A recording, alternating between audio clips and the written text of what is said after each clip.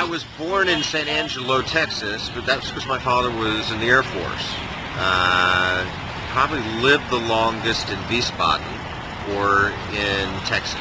Wiesbaden's Germany? Wiesbaden, yeah. Okay. We used to call it Wiesbaden, West Germany. That was before they took down the wall.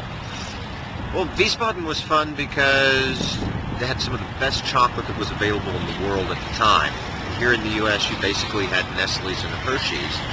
Any really high-grade chocolate. Maybe there was Scharfenbergers or something like that, but I didn't have access to that at the local store.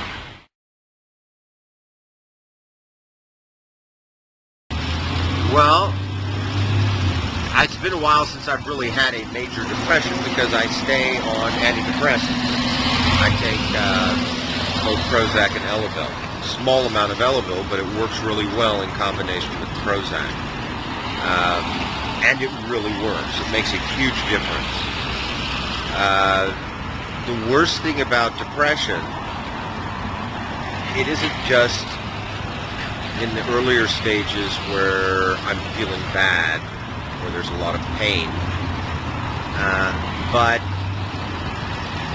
it's as if all of reality is receding from me, at least in the emotional sense. I'm still experiencing it in my senses the same way, but my connection to it, I'm pulling away from it, or it's pulling back from me, and I'm finding less meaning or joy or pleasure in the taste of things, the smell of things. Things that I'd normally find interesting or beautiful, not so much.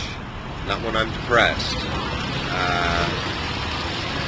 And there is a tendency at one point to try to do wild or novel things to get the adrenaline pumping, to bring back the interest. For example? Well, in my 20s, extreme promiscuity. Okay. Which meant, I don't mind saying it, quite a number of visits to the free health clinic, so could fix the cold that I caught in my urethra. But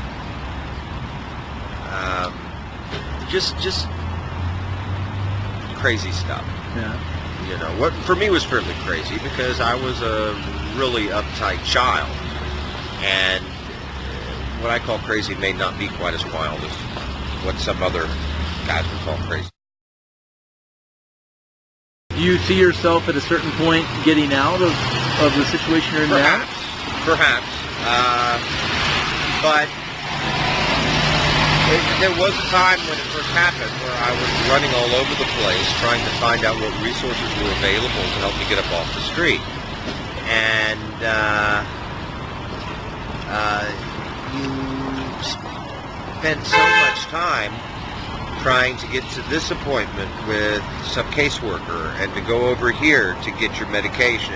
I still go get my medication, but my Department of Mental Health psychiatrist sets it up so that I can get more refills without having to go back as often. But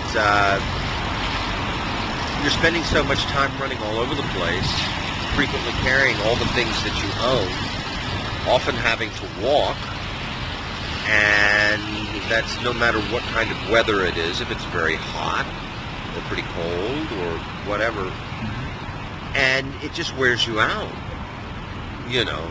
So at a certain point, you just say, well, maybe try and get used to what is. Because if you do take a few short respites off the street with friends who want to give you a chance, try to find a job, whatever, and then it doesn't work out and you have to go back to the street looks uglier. Because you're always comparing it with something else. This is one of the hard things about allowing myself to want more than what I have now on the street. Because then I start comparing the street with what I might have if I was off of the street. And I am tempted to be so miserable in my present circumstances that my present circumstances cease to be a solid platform for me to grow from. I can't even stand in where I'm at to try to reach higher. So I try as much as possible not to think about something better, and try to wonder even about what does better really mean. Because I see a lot of people who don't necessarily look that happy. And I look back in my life at people that were fully engaged in the mainstream who didn't get as much enjoyment out of life as I seem to be able to get sometimes. Granted, with medication, and granted, I don't have a lot of responsibilities, but I haven't chosen those responsibilities. They have. How do you survive financially? I don't panhandle. I'm not good at panhandling. I could be down the street and just, I'm not getting money, but somebody a little further up is. I don't know why. Maybe I don't make the right faces. I don't know. Or have the right pitch. But for safety's sake, I like to sleep where it's well lit, where there's a lot of traffic. There's a CVS open all night over here. And I like this spot. There's an awning, so that most of the time, unless it's really windy, I don't get hit by the rain. I do have a tarp. So people sometimes give me a little money when they're walking by. I've woke up twice in the last 2 weeks to find a $20 bill each time stuffed in with my bedding. I haven't got my bedding out. It's in my big bag. I was thinking, since it's warmer tonight, I might try sleeping without it, just so that I could move very quickly if the rain got heavy. But people do give me a little cash every now and then, and I use that mostly to go sit in Starbucks or Books A Million and drink coffee, use their restroom. Books A Million is really great. They don't hassle me about using the restroom if I'm homeless and I'm not buying anything, but I prefer to buy some coffee. And, is there something you can think of that someone out there reading my website might be able to help you with?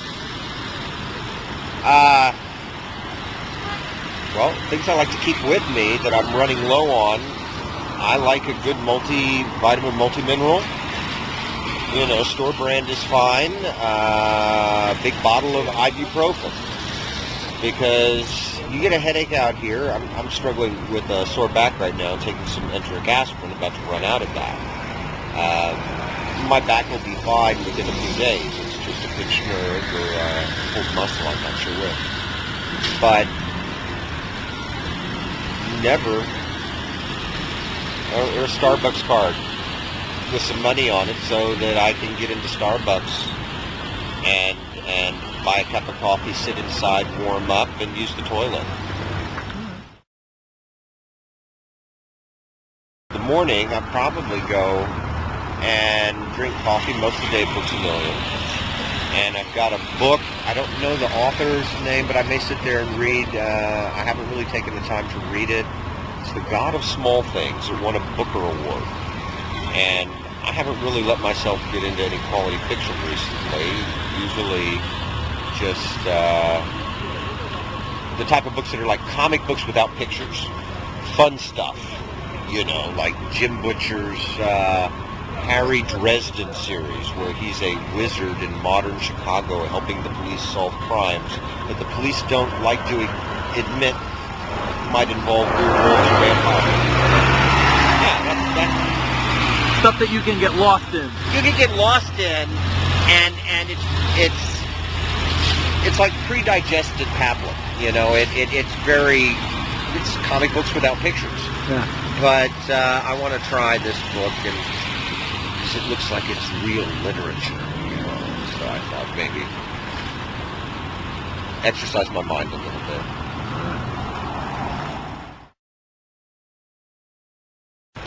So where are we going to go, Jim?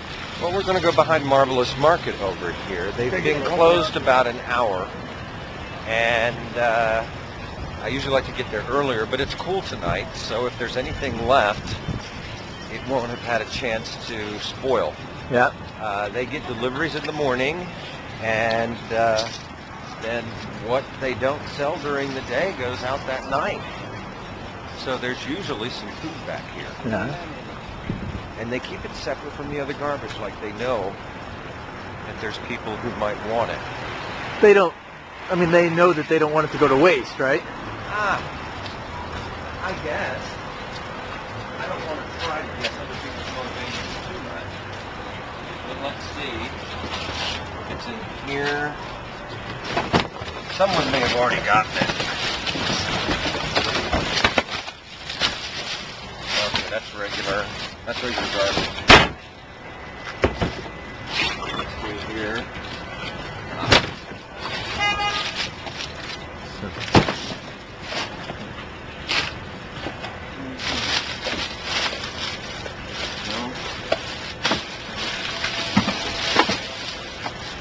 I think I missed it tonight.